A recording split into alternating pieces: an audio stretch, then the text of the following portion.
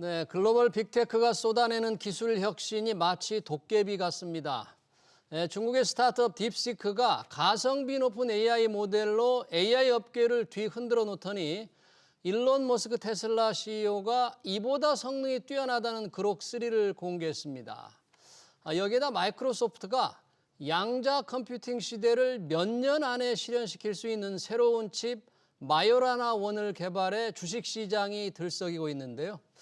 AI 판도와 양자 컴퓨터 시장의 흐름은 어떻게 흘러가는지 이경전 경희대 경영학과 빅데이터 응용학과 교수 모시고 얘기 들어보겠습니다. 어서 오십시오. 예, 안녕하십니까. 제가 빅테크의 기술 혁신을 도깨비라고 했는데 하루가 멀다고 뭐가 발표되는데요. 주식시장도 들썩이고 기업들의 경쟁이 정말 치열합니다. 우리 기업들에서 들려오는 소식은 별로 없어요. 자, 오늘 마이크로소프트 얘기부터 먼저 시작하고 싶은데요. 네네. 뭐 양자 컴퓨팅 새로운 칩 마요라나 원. 양자 컴퓨팅 시대가 뭐 전순왕은 뭐 수십 년 걸린다 이랬는데 몇 년 안에 실현시킬 수 있는 칩을 개발했다고 주장했는데 이게 뭡니까 마요라나 원이라는 게? 저도 자세히는 모르는데요. 네. 좀 설명을 시도를 하면 마요라나가 이탈리아의 물리학자 이름이더라고요. 나폴리 대학 교수가 되기 위해서 그래요? 논문을 썼는데 예. 1937년에 에토레 마요라나가 근데 이분이 발견한 게 뭐냐면 네. 중성 미자라는 걸 발견했는데요. 네, 좀 어려워집니다. 예, 네. 모든 물질에는 반물질이 있대요. 네, 반물질이 있다. 예, 그래서 질량이랑 구조는 똑같은데 또 물성이 다른 겁니다. 예. 그래서 우리 옛날에 배울 때 전자는 마이너스를 띈다 그랬는데 네. 양전자라는 게 있는 거예요.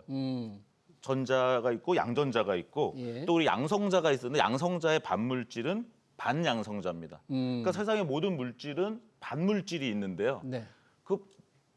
보통 우리의 세계에는 물질만 있고 반물질이 잘 안 보인다는 거죠. 네. 그래서 물질과 반물질 또는 입자랑 반입자가 만나면 거기서 얘네가 소멸됩니다. 예. 소멸되면서 에너지가 나오는 거죠. 예. 그래서 아인슈타인의 E는 MC 스퀘어, 예. MC 자승이라는 게 그 M이 그 질량이잖아요. 질량. 그 두 질량의 입자와 반입자가 만나면 에너지를 만들면서 둘은 소멸하는데요. 예. 이 마요라나가 발명한 게 이 중성 미자는 자기의 반입자가 자기 자신이에요. 네, 자기가 반입자가 자기 자신이다. 네, 그래서 둘이 만나도 없어지지가 않는 거예요. 예. 근데 어떤 조건에서 없어지지 않냐? 제가 아주 편안하게 얘기하면 절대 온도 있잖아요. 마이너스 273도가 되면 그런 형태가 된다는 거죠. 초전도체가 되면서 이제 마요라나 제로 모드가 된다. 그래서 이것이 그동안 이론적으로 있었는데 이번에 마이크로소프트에서 이거를 이제 구현을 한 것 같습니다. 구현을 한 거다. 그래서 8큐비트짜리 칩을 이제 만들었다는 거고요. 8큐비트. 네. 근데 그것을 12만 5천 개를 만약 만들면 100만 개가 되잖아요. 100만 개. 근데 100만 개가 한 손바닥 크기의 이제 칩에 다 들어간다는 거죠. 100만 개라는 의미는 뭡니까? 그러니까 그 칩이 100만 개가 들어가면 바로 그게 양자 컴퓨팅의 상용화, 현실이 된다는 거 100만 개예요, 그게? 네, 그래서 100만 개의 느낌을 보시면 지난번에 구글이 윌로우를 발표했을 때 양자 약간 컴퓨팅, 예. 비트코인이 약간 이렇게 출렁거렸잖아요. 그렇죠, 예. 그게 왜 그러냐? 뭐 양자 컴퓨터 나오면 이제 비트코인의 암호 뚫린다. 또는 뭐 저기 뭐죠? 그 비트코인 나카모토 사토시가 지금 돌아가신 것 같다. 또 그분의 지금 비트코인이 엄청나게 블록체인에 지금 들어가 있거든요. 아무도 못 꺼내고 있는 거예요. 몇 년 동안 지금 그걸 꺼낸 사람이 없는 거예요. 예. 그럼 이분이 돌아가셨거나 아니면 패스워드를 잃어버렸거나 하는데 이걸 이제 암호를 풀면 양자 컴퓨터로 풀 수 있다. 풀면은 그걸 돈을 끄집어내면 그래서 물량이 공급이 많아지니까 늘어난다? 이제 비트코인이 떨어질 거다. 그래. 그래서 이제 이런 양자 컴퓨팅 기술이 많이 발전하면 1차적으로 일단 그 나카모토 사토시의 비트코인이 풀릴 것이고 나중에는 아예 이제 이 비트코인 체계 자체가 무너질 수 있다 하는 건데 이번에는 지금 제가 알아보니까 그 암호화폐 시장이 이렇게 출렁이진 않았더라고요. 네. 그 이유를 보면 일단 100만 개까지 가능하다는 건데 네. 오늘 현재 8큐빗이고 8큐빗이고 네. 100만 큐빗이 돼야 되는데. 네, 100만 큐빗이 되는데 한 몇 년 걸리는데 걸린다. 암호화폐에 영향을 주려면 수백만 개 정도래요. 근데 현재 마이크로소프트는 100만 개가 일단 현재 한계입니다. 100만 개. 네, 그래서 그렇군요. 이제 하지만 벌써 많이 우리 구글 윌로우 얘기할 때는 105개 5개였거든요. 105개였는데. 105개였는데 이번에 이제 8개지만 그게 100만 개로 몇 년 내에 갈 수 있고 예. 이제 그게 이제 수백만 개가 되는 컴퓨터가 되면 근데 이제 이게 손바닥 크기만한 반도체에 100만 개 큐빗이 들어가니까 예. 이제 마이크로소프트의 애저 그 데이터 센터에 넣어도 그 냉각 장치가 클 필요가 없는 거죠. 그러니까 마이너스 273도로 만들려면 네.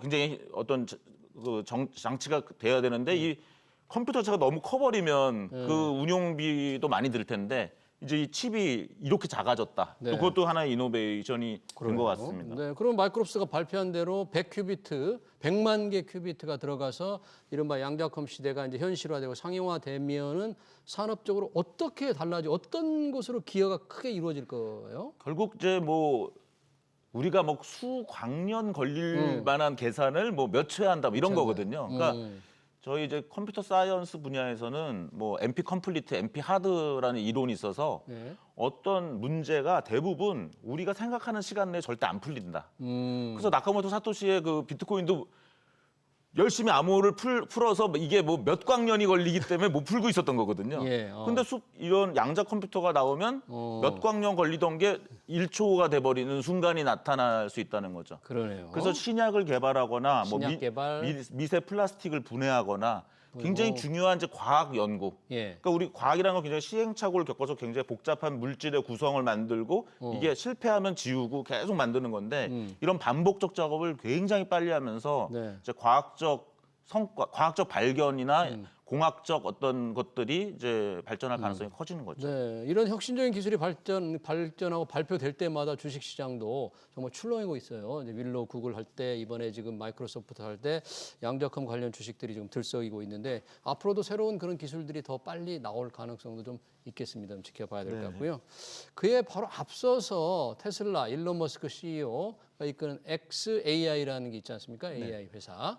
여기서 또 생성형 AI 모델 그록 3를 선보였습니다. 사실 생성형 AI 모델은 중국의 딥시크 때문에 충격을 받았다고 하는데 이 그록 3, 머스크의 그록 3는 어떤 겁니까, 이거는?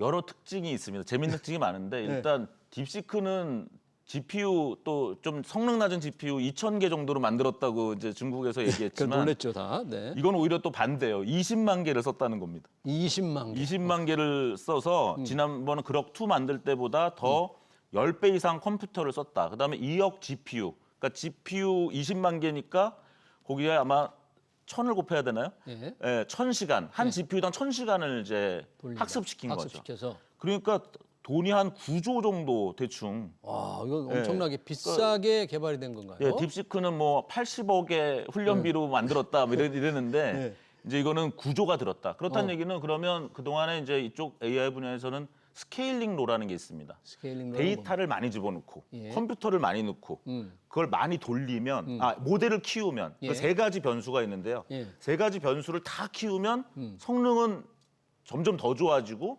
못하던 걸 막 얘가 하기 시작한다. 예. 근데 그것이 약간 작년 말부터 작년 하반기부터 약간 스케일링 로가 스탑됐다라는 얘기가 있었거든요. 예. 데이터가 고갈되고 GPU도 별로 없고 AI 모델을 키워도 별로 성능이 안 좋아진다. 예. 그런데 이제 그래서 딥시크 같은 작은 모델이 얘기되다가 이번에는 한번 일론 머스크가 좀 호기롭게 네. 좀 이제 한 거죠. 나는 20만 개를 그냥 1000시간씩 돌려가지고 그래서 이렇게 구조를 넣어서 만들었어. 그럼 이제 그럼 성능이 좋아야 되는데 예. 성능은 뭐 저는 써보지 못했어요. 아니 사실은, 성능은 네. 일론 머스크는 그랬더라고요. 과학, 코딩, 수학에서 뭐 구글 제미나이, 딥시크보다 훨씬 낫다.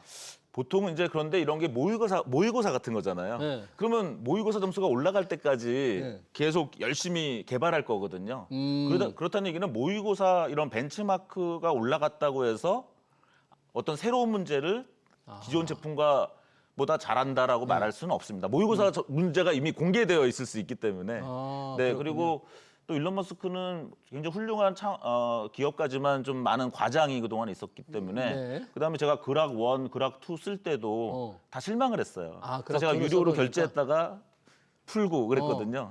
네, 그래서 현재는 조금 그래도 한두 달 지켜봐야 되지 않을까. 예. 사용자들의 어떤 그러니까 이제 최고의 모델이라고 얘기하지만 예. 그런 부분은 좀 아직 모르겠다라는 거고요. 특징은 그락 1이 나올 때도 좀 방송에 적절한지 모르겠지만 코카인 제조법을 일론 머스크가 그락 1에다 물어봤어요. 물어보는 걸 하필 그런 걸 물어봤군요. 네. 그랬더니 왜냐면 그 일론 머스크가 원하는 거는 세상의 모든 질문에 답하는 AI를 원하는 거예요. 네. 뭐 어떤 거는 나쁜 질문이야.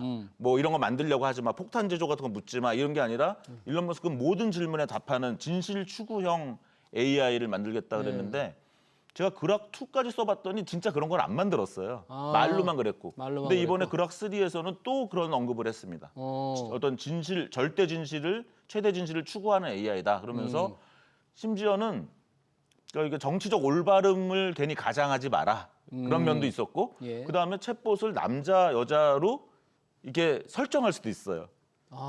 답변하는 거를. 네, 그래서 이제 그런 것들이 어떤 정치적 올바름이나 어떤 미국의 뭐 DEI 예. 운동과는 좀 배치되지만 일부러 약간 일론 머스크의 성격이 들어간. 예. 그 다음에 이제 X를 갖고 있기 때문에 X에는 많은 사람들이 직접 이렇게 뉴스를 올리잖아요. 예. 자기 소식을. 그렇죠. 그러니까 그거를 반영한 어떠한 AI의 대답이 나와서 상당히 실시간으로 반영이 된다. 그다음에 다른 AI는 업데이트를 몇 달에 한 번 이렇게 합니다. 네. 근데 이거는 매일매일 해주겠다. 매일매일 해주겠다. 그래서 새로운 정보나 새로운 기능을 계속 해주겠다. 그다음에 데이터도 지금 오픈 AI는 뉴욕 타임즈나 이런 저작권 침해 문제가 있었는데 합성 데이터를 많이 썼습니다. 합성 데이터라는 뭔가요? 네. 이거 뭐냐면 사람이 만든 데이터가 아니라 어떻게 보면 AI가 만든 데이터. 어허. 이미 성능 좋은 데이터들이 AI가 많아졌기 때문에 AI들이 만든 좋은 데이터를 이제 여기다가 넣었다 하는 뭐 이런 여러 가지 특징이 있는 것 같습니다. 네.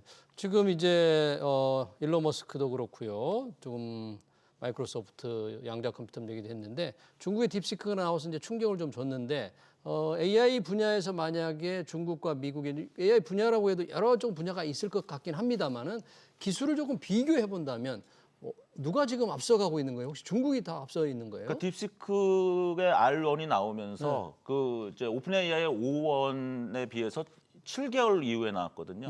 그래서 이제 7개월 차다. 일단 이렇게 볼 수 있는데 7개월. 사실 내용적으로는 더 압축되어 있을 수 있죠. 훨씬 7개월보다. 더 좁혀져 있다. 왜냐하면 딥시크가 지금 BYD라는 그 전기 자동차랑도 일을 하고 있고요. 예. 그다음에 4종 로봇 회사랑도 일하고 있고, 그래서 딥시크가 거의 중국이 굉장히 중요한 그러한 회사들과 다 AI 일을 하고 있다는 면에서는 이런 단순히 언어 모델, 챗GPT 같은 것만 만든 게 아니라 자율주행, 로봇 이런 쪽에 계속 공급하고 있는데 이런 것들은 좀 공개되어 있지 않기 때문에 예. 중국이 미국보다 앞서 있다라고 말할 정도는 아니지만 네. 7개월보다는 더 격차가 좁혀져 기술 있고 격차는 확 좁혀져 그래서 있다. 오픈AI 샘 알트만이 원래는 GPT-5를 내년쯤 발표하려고도 생각했는데 최근에 얘기한 게 이제 GPT 4.5도 좀 빨리 발표할 거고 GPT 5도 올해 안에 발표하겠다 이렇게 좀 일정을 좀 당겨놨습니다. 그러네요. 네. 정말 불꽃 튀기는 AI 경쟁이 미중 간에 벌어지고 있는데 그 중간에서 우리나라 기업들의 혹시 AI 모델 이런 개발 현황이랄까 뭐 조금 소식이 들리고는 있습니다만 어떻게 봐야 돼요? 우리 AI 모델 기술 수준이라든지 이런 평가는? 그러니까 이제 기술 어떤 새로운 전 세계의 어떤 AI 발전에 뭔가 하나 벽돌을 올려놓는 그런 건 못 하고 있어요. 우리는 네, 근데 이제 오히려 딥시크가 나와준 게 굉장히 고맙다라는 것이 그 하나에 한 100억에서 1000억짜리 모델을 공짜로 풀어줬기 때문에 오픈 소스로 다 많은 이제 AI를 응용하려는 기업들, 네. 그다음에 AI에서 어떤 에이전트 서비스를 만들려고 했던 기업들, 뭐 그걸로 어떤 로봇을 만들려고 했던 기업들 이런 기업들이 굉장히 그 성능 좋은 AI를 이제 100억에서 1000억짜리를 그냥 무료로 다 받았다는 거죠. 그럼 그걸 가지고 이제 응용 서비스를 개발하다 보면 예. 미국산이나 또 한국산 예. 이런 것들이 또 같이 나와서 중국산 쓰지 말고 이거 쓰세요 하다 보면 바로 교체하면서 그러니까 이제 AI의 응용이 완전 꼽히는 그래서 한국이 GPU도 모자르고 데이터 센터도 부족한 상태에서 저런 걸 언제 만드나 했는데 그걸 만드는 것도 중요하지만 그걸 가지고 이제 응용하는 게 응용하는 중요해지는데 서비스를 제공하는 거. 한국 입장에서는 오히려 상당히 축복을 받았다고도 할 수가 있습니다. 중국 딥시크가 네, 나옴으로써 우리가 축복을 받아서 뭔가 새로운 서비스 개발에 좀 더 박차를 가할 수 있는 네네. 환경이 만들어졌다. 이게 이제 주식 얘기는 꼭 아닙니다만은 최근에 이제 테슬라 주가가 부진하니까 이렇게 말하는 분들이 있더라고요. 앞으로 이어질 그 AI 혁명에서 이제 테슬라가 여러 가지 혁신을 보여주는데 이번에 XAI에서도 어떤 혁신을 보여줬다.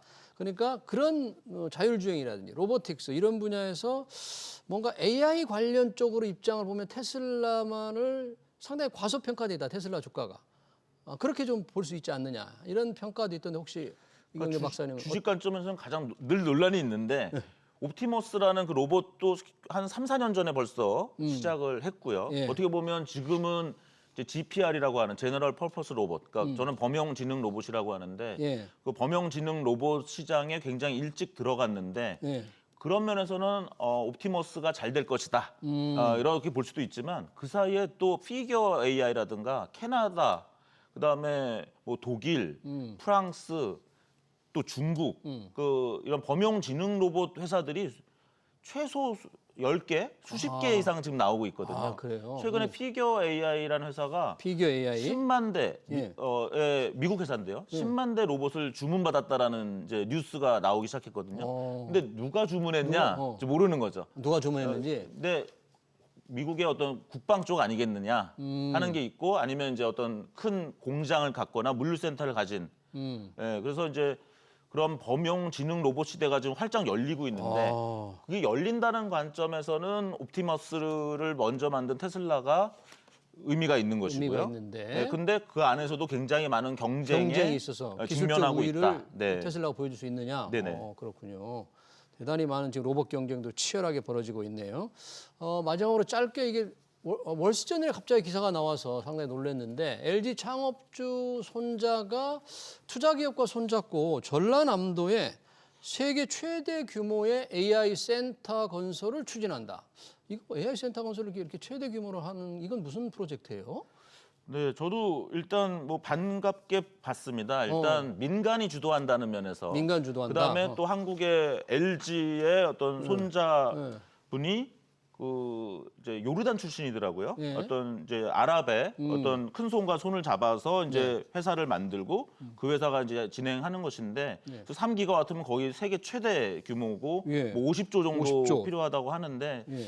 데이터 센터가 사실은 전력이 중요한데 예. 과연 이제 전라남도라고 이제 입지를 예, 얘기했는데 과연 그게 가능할 것인가? 전력 공급이 원활하게 될 전력 건가? 공급이 원활하게 될 것인가? 그것을 이제 풀어줘야 되는 거고요. 예. 이제 그런 부분이 있고 그다음에 이제 구본웅 씨가 브라이언 군데 저도 예전에 이분 회사 포메이션 에잇을 팔로알토에서 만난 적이 있어요. 그래서 저 벤처 캐피탈을 이분이 스탠포드에서 공부하면서 이번에 그 요르단 그 분도 스탠포드 나왔고 그러면서 이제 외국에서 인맥을 쌓으면서 포메이션 에잇을 잘 만들어서 오큘러스 V라는 거를 이제 그 페이스북에 매각하고 이런 성과는 있었는데 또 옐로우 모바일이라는 좀 모바일, 약간 예. 문제가 됐던 회사에 또 투자했기 때문에 일종의 이제 실패도 겪었죠. 그래서 이제 어떤 시장의 신뢰를 얻어야 되는 것도 있고 이것이 어떤 포부는 좋은데 과연 데이터 센터에 필요한 전력이 확보가 되느냐 이제 그런 이슈가 있고요. 그래서 네. 어떤 전력, 인허가, 민원, 또 뭐 해저 케이블망, 그다음에 또 보면 지금 많은 데이터 센터에서 수요 기업이 없으면 투자를 못 받고 있습니다. 그렇군요. 그래서 데이터 좀 센터를 닭이 필요로 하는- 먼저냐, 달걀이 먼저냐 이 이슈가 있거든요. 그래서 그러네요. 그 문제를 좀 풀어줘야 되기 때문에 뭐 KT 같은 그런 기업들이 야 우리가 데이터 센터 써줄게 뭐 이렇게 하면은 또 데이터 센터가 설립되면서 투자가 들어오고 약간 그래서 수요 기업들이 조금 더 분발해 줄 필요가 있다 그런 상황입니다. 네, 세계 최대 규모 데이터 센터 꿈은 굉장히 좋은데 그걸 뒷받침할 게 아직 인프라라든지 여러 전력 여러 가지가 좀 필요하겠습니다. 네, 빅테크 기업들의 혁신 관련 얘기 잘 들었습니다. 지금까지 이경전 경희대 경영학 빅데이터 응용학과 교수였습니다. 교수님 고맙습니다.